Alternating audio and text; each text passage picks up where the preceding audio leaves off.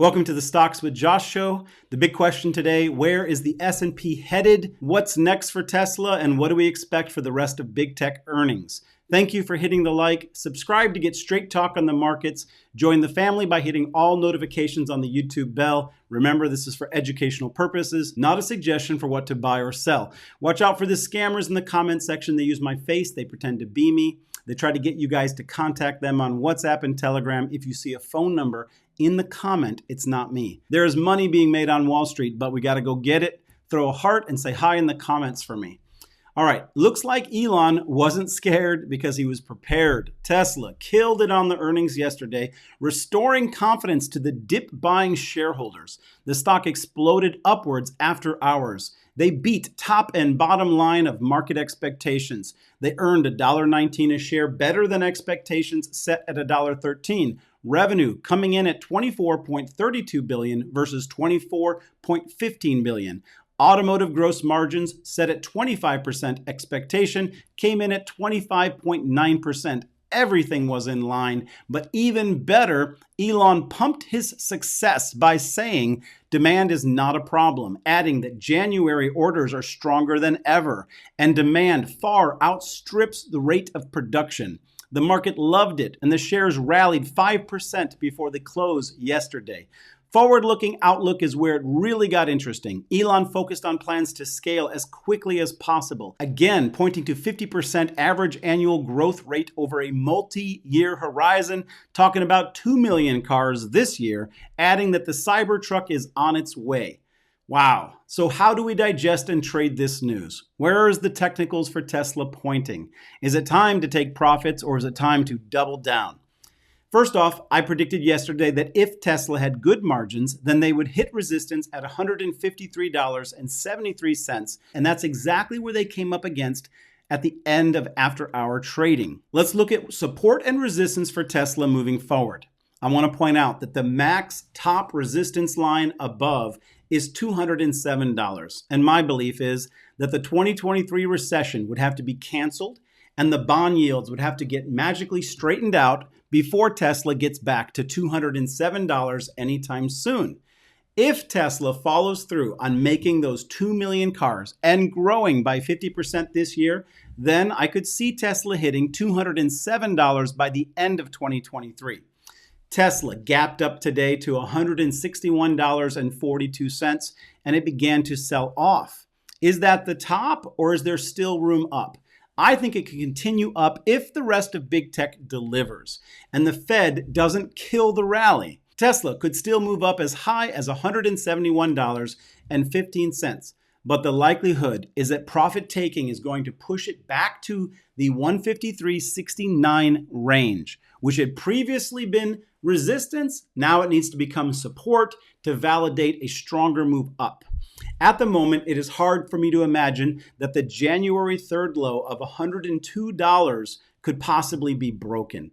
In the dark hours of the recession ahead after this great earnings, I personally am going to be targeting $119.40 for my DCAing into my long-term retirement account. And if it goes lower than that, I'm just going to consider that great news. Elon still making news in court. I found this interesting. He said that JPMorgan, and I quote, hates Tesla and me.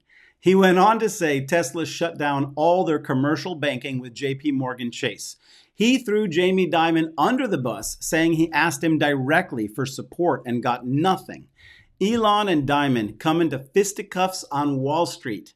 Elon, you got to work on playing nice, brother. If you can't say something nice, you perhaps don't say anything at all. Billionaire brawls making headlines. I found it all very interesting. Quick station break for the MooMoo investment app. Click the link in the top pinned comment to take advantage of their 15 free stock offer for opening and funding an account. I use MooMoo every day for their stock screener, their free level 2 data, and their 8 order types. It's smart trading to help you lock in your profits and to protect your capital. Take a screenshot of the offer to get all the details. Also, there is a chat group there called Stock Josh Fam.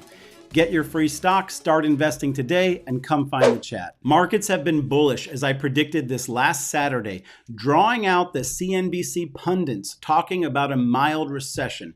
It's incredible. As soon as we get to the top of the range, they start flooding out saying, you know what, this is not that bad. Yet, the deeply inverted yield curve tells us a different story.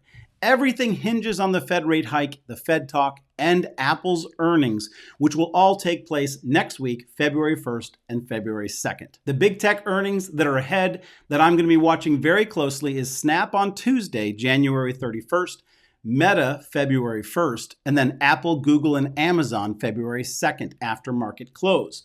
And I'm going to cover each of these over the coming days. Today, I'm just going to talk about Apple. Apple is scheduled to report next Thursday after market close. The stock hit a record high of $182.94 in early 2022 and really has not participated in the pre-recession that has slammed so many stocks. Today, the stock is trading around $144, which is a mere 20% down from the highs. Apple makes up over 12% of the NASDAQ and is absolutely considered a best-in-class investment. Now, I've said that I'm using Apple as a key signal for the markets. And the idea is that when or if Apple does see capitulation, it means that people are finally selling their best asset, and the other high-risk stocks will surely fall harder. Now, I've defined max support for Apple to be around $125, give or take $1. It could be $124. I've also noted that I believe that anything above 136 is actually the distribution zone. That's where the smart money or the early sellers, they want to sell their bags above 136. And I gave in my last video another line, a descending line of resistance that Apple has not crossed since September of 2022. I gave you guys this chart last week, and look at where Apple hit, right in the center of the two lines of resistance that I drew. Now, I believe that if Apple does break above and close above this line, it's officially entered back into a bull zone. This is the exact chart that I showed you before. If Apple comes back and bounces off 136 approximately and continues to stay above 136, it could eventually move back into that bull zone, avoiding any form of a deeper, lower price zone. Apple will be showing great relative strength and reflecting that the smart money thinks that the recession ahead is going to be mild. If we stay above 136, I think that's institutional money saying it's not that bad. But if we break back below 136 and we close, I think that's indicating that we're going to go back to 125, where my first instinct is to believe that Apple would again bounce. But that's what we've got to wait and see. That's what's going to speak to us about our long-term investments. If it breaks 125, then the recession will be deeper than most people are expecting. At that point, Apple's sell-off would be signaling a much bigger move down. So let's get into the technicals pre-earnings. Apple is at the top of its current trade range. Support below is $129.72. Resistance above is at $171.15. If Apple beats expectations, I would expect after-hour trading price to gap up to at least $151.25.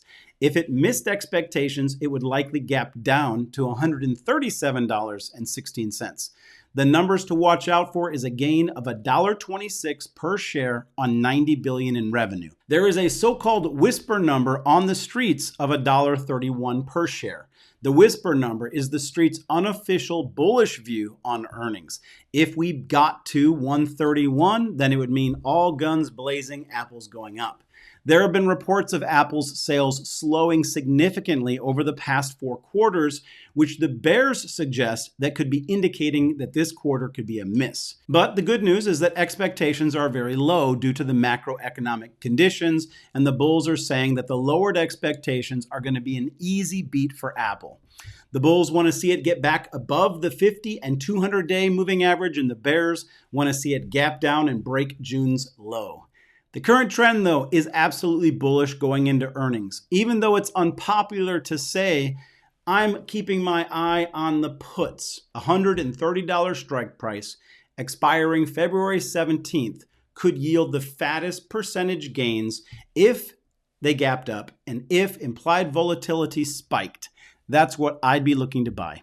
If you're bullish, the only play I see for Apple would be to enter before earnings. That's if you hadn't already participated in the run-up that began at the beginning of the month. Keep in mind, you perma bulls, we are at the top of the range. Like and subscribe to get these daily videos and this market analysis. It's been a choppy market. Don't forget, for the markets to remain bullish going into next week, We need to see the weekly chart on the SPY close above 400, and we need to see the weekly chart on the SPX close above 4,000 this Friday. Hey guys, I'm currently locked out of my MooMoo app because I had a beta version. I'm waiting for support to get back to me, so if you don't see me in the chats today, that's what's going on. Peace and blessings, my friends. Talk to you soon.